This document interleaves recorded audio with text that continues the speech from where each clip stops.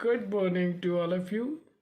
Yes, I pay my gratitude to God, Sadguru, and Saint of the societies.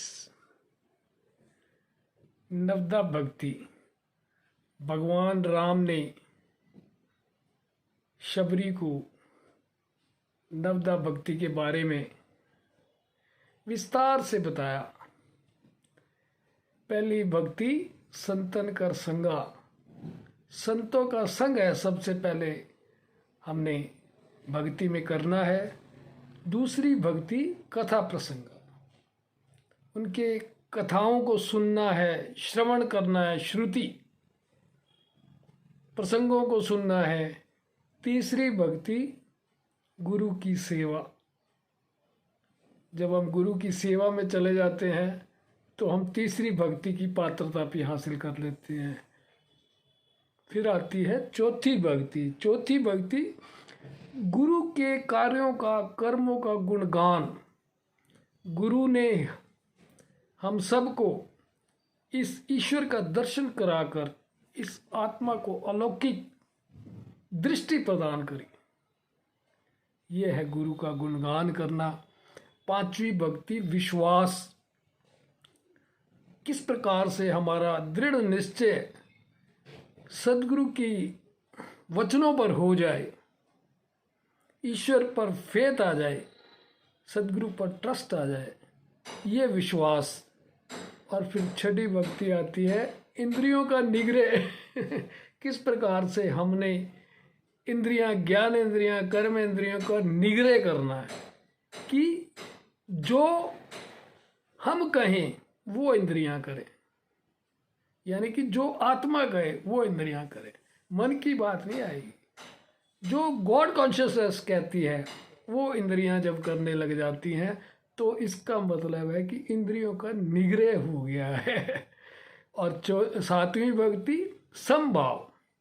समभाव में सबको समान रूप से देखना है, गरीब अमीर, जात पात, भेदभाव को जिस प्रकार चैतन्य महाप्रभु ने इस अपनी भक्ति द्वारा सबको एकजुट किया, यूनिवर्सल ब्रदरहुड का नारा दिया और एक मंत्र दिया, हरे राम राम राम हरे हरे, हरे कृष्ण कृष्ण कृष्ण हरे हरे। ये महामंत्र जिसकी गूंज पश्चिम तक आज भी है।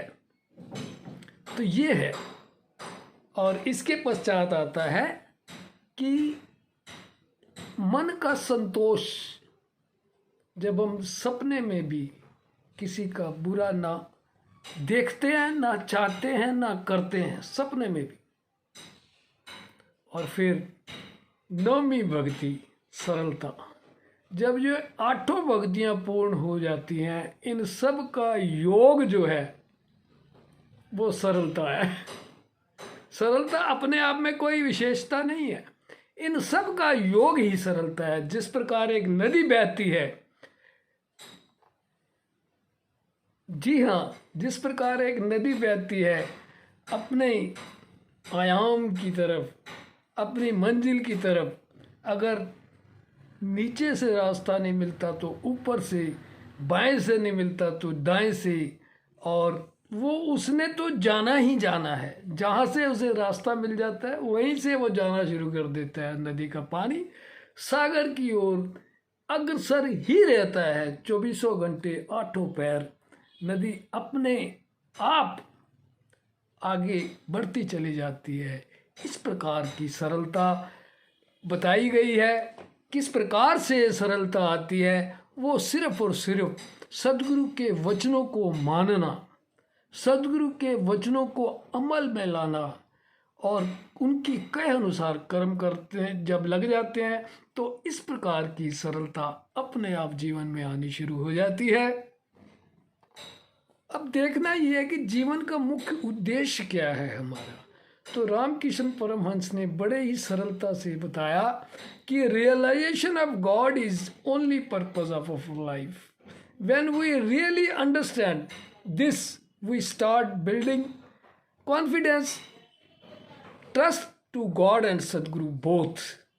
How to relate with God, how to pray to God, how to think of God, how to thanksgiving to God, all depends on our awareness. जागरूकता, जी हाँ, ये सब हमारी जागरूकता पर निर्भर करता है। और जागरूकता कैसे बढ़ती है?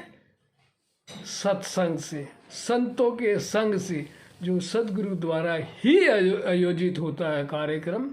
सदगुरु की प्रेरणा से ही संतों का संग मिलता है, संतों की सत्संगी मिलती है, तो वो फिर जाकर बात बनती है। और हमारी जागरूकता कैसी होनी चाहिए?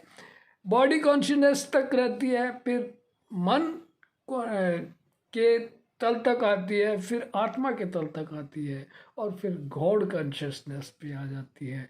इस प्रकार की सरलता जब घर करने लग जाती है, वो सारी की सारी कृपा सदगुरु की होती है, ईश्वर की होती है। इसकी बिना यहाँ सरलता तक पहुँचना, इसको छू पाना भी बहुत मुश्किल है।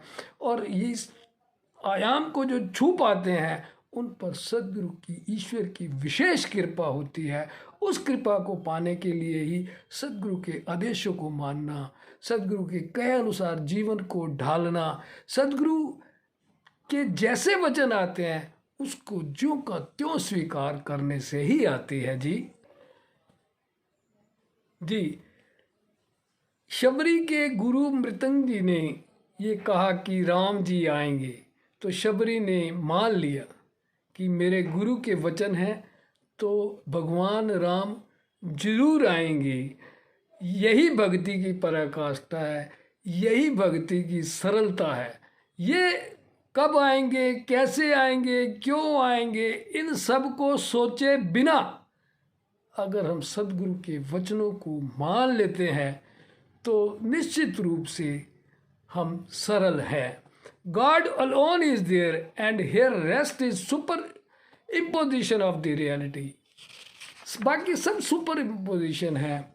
और ऐसा ही संत बताते हैं, सेंट सेड्स क्या कहते हैं? That creative acceptance of all fairness and unfairness in life with happiness is blissfulness. Accept करते चले जाना है। संत यही बताते हैं, फेयरनेस अनफेयरनेस को बिना समझे एक्सेप्ट करते चले जाना है। जब हमारे में एक्सेप्टेंस आ जाती है, एक्सेप्टेंस का सीधा मतलब सरेंडर से है। एक्सेप्टेंस आ गई तो सरेंडर आ गया, सरेंडर हो गए हम। और जब हम सरेंडर हो जाते हैं, सरलता का हमारे जीवन में आना निश्चित ही है। तो यही आज की चर्चा यहीं तक, बाकी आगे भी इस प्रकार कार्यक्रम चलता रहेगा। Thanks giving to all who are watching my videos. Thanking you, thanks to all.